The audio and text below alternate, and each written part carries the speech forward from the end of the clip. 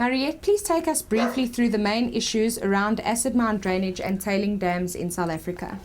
Over 120 years, more than 120 mines have extracted 43,000 tons of gold and 73,000 tons of uranium. But it left us with a legacy of 6 billion tons of iron pyrite tailings. The iron pyrite tailings cannot be maintained in a reducing or oxygen-free environment.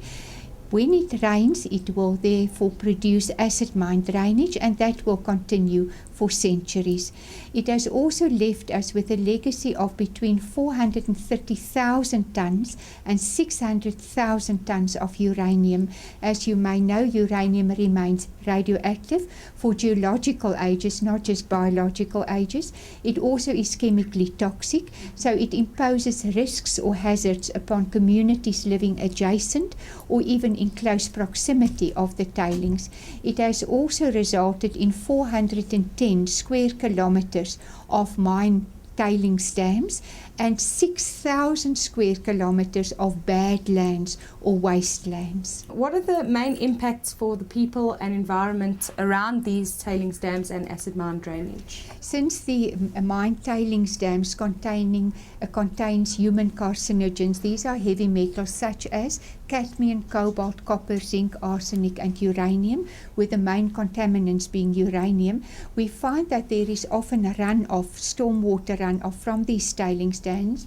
These heavy metals then become absorbed in the wetlands surrounding the tailings dams. Often communities are placed in low-cost housing or even in luxury retirement villages or informal settlements adjacent to or on top of these tailings dams. They often plant their home gardens, that is the vegetables, in the wetlands. So we find that these crops contain elevated levels of heavy metals because the heavy metals bioaccumulate in the crops, and that enters the human food pathway.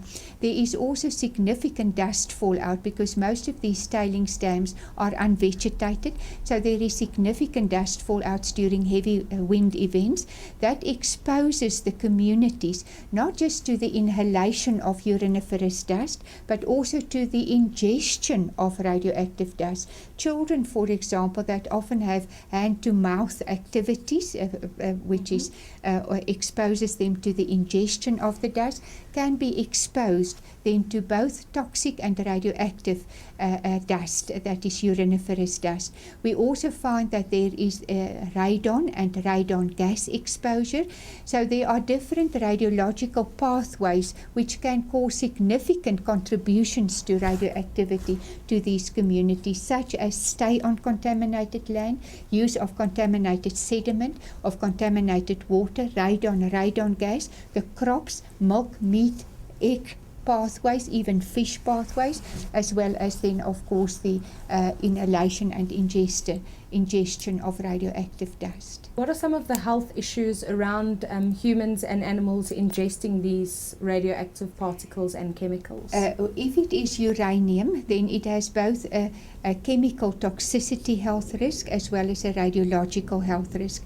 The chemical toxicity of uranium dominates over the radiological risk. The chemical toxicity can result in nephrotoxicity, which is chronic kidney disease or kidney failure, or it may result in genotoxicity. It can have a transgenerational or a genetic impact. There are mutagenetic, teratogenic and estrogenic impacts.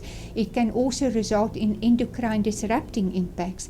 With regards to the radioactivity of uranium, it is low in radioactivity, but it has decay products or progeny that are high in radioactivity, such as radon gas, thorium, bismuth, polonium, strontium, and so forth. I may also just mention, with the acid mine water now rising in the basins, the mining basins, because acid mine drainage contains radionuclides or uranium, it also then would include radon and radon gas emissions. And as the mining basins are flooding, it also causes the radon or radon gas to escape through shafts or open shafts, and there are often communities, informal settlements built within these pathways of radon and radon gas, which can be linked to, for example, high incidences of lung cancer. There are more than 1.6 million people living in informal settlements on uriniferous tailings or adjacent to uriniferous tailings. Mariette, what are some of the solutions that the governments are looking at in this country to deal with the acid mine drainage and the effects of the tailing dams? For the short-term and immediate treatment of acid mine drainage, government has already decided on neutralization. That is the lime dosing. Lime and limestone are added. That increases the pH, and most of the heavy metals contained in acid mine drainage then precipitates. It leaves large volumes of radioactive and toxic sludge, which must be disposed of in lined pits or pits with no holings linking it to underground basins. The proposed disposal of this radioactive and toxic sludge will be in a Westwits pit, which is a pit that is like a sieve. It is unlined, it has holings, so it is assumed that there will be percolation or seepage of these heavy metals again into the Witwatersrand basin or void. Neutralization is definitely the cheapest option, but it's often used as a first stage in treatment processes. The neutralization had been decided on by government because it was argued it is an emergency issue. However, civil society has argued that it cannot be classified as an emergency issue because acid mine drainage started to decant since 2002 with devastating impacts. It has resulted in radioactive lakes. It has resulted in river systems becoming class 5 river systems, that is high acute toxic river systems. It's wiped out all aquatic biota and it has irreversibly destroyed ecosystems. So neutralization is not the preferred option. The best practicable environmental option will be neutralization plus desalination. Neutralized water leaves large volumes of sulfates in the river systems, and the costs will be carried not only by the end water users but by the mining industry as well. It has been stated that by 2014-2015 the Vaal River system will run into deficit as a result of the high salinity within the Vaal River system. The costs will be carried by end water users, the domestic agricultural sector, and by the mining sector.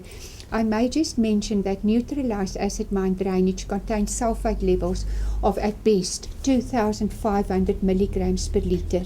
The World Health Organization standard for drinking water is 200 milligrams per litre, and the South African standard for drinking water is 600 milligrams per litre. Neutralized acid mine water will simply be toxic water, unfit for any use.